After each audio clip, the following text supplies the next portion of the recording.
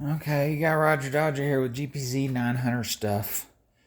And this is the bottom half, which I've got the gears in there and the forks and the gear drum and the little doohickey right here that holds the shaft right here that the forks slide on in place. And if you don't have that in place, it doesn't work right. So I was testing it without that in place, and the drum moves around in there. It has to be nice and so you can see it kind of move and stuff.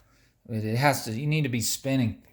These are the old ones, which they weren't that bad, but these just seem to be better. I got these, online. They seem to, when I spin it and shift, they seem to work better. But basically, I'm just testing this now. The forks are in place and everything, and but the time's gonna come.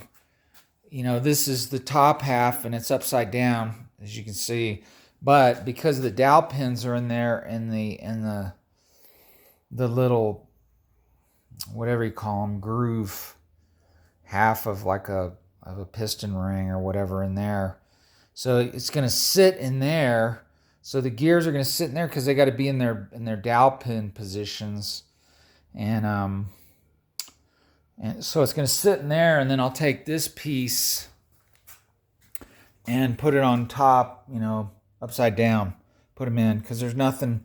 See, that's the dowel pin, where the dowel pin goes in that hole there, and there's one over here, it goes in that hole on that one.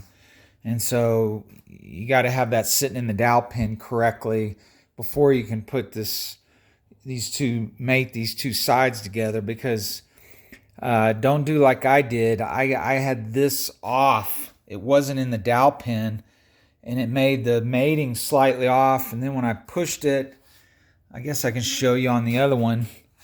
Yeah, it's right here.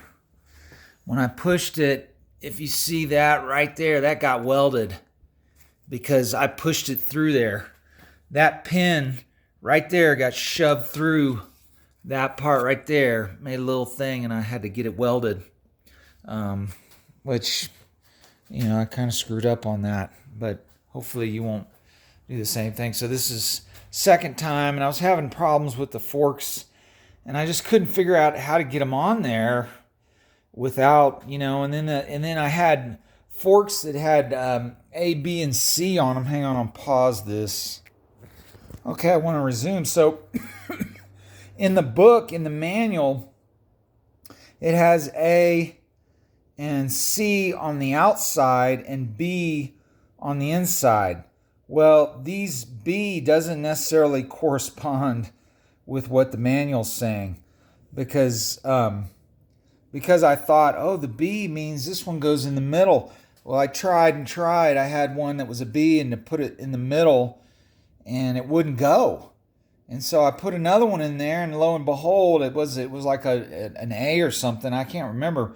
But that doesn't correspond with the manual. I don't know why. Because I could show you. Take a second. Okay, let me show you the manual. So I thought, looking here at the manual, that an A went on the outside and the C went on the other outside and the B went in the middle, like this one says a B. Well, when I tried it, it didn't work. I couldn't get it to work, and I had to test it, back and forth. And so when you know that it's working, when you turn this, see how they're all moving? And I'm not even moving it. You have to rotate it, but nothing was happening here. And so I know that I had them wrong. I mean, ultimately, when you spin this thing and go through the gears, you should see them, these gears moving on this. I think this is the main in the secondary or whatever, or I forgot the names of them. But you have a bigger one and a smaller one. But anyway, when you get them right, all the gears will shift when you're spinning it. You have to spin it, and I think you can do it either direction. I mean, one direction works better than the other one. But anyway, Roger Dodger out. Just wanted to show you some of the gear stuff that I went through.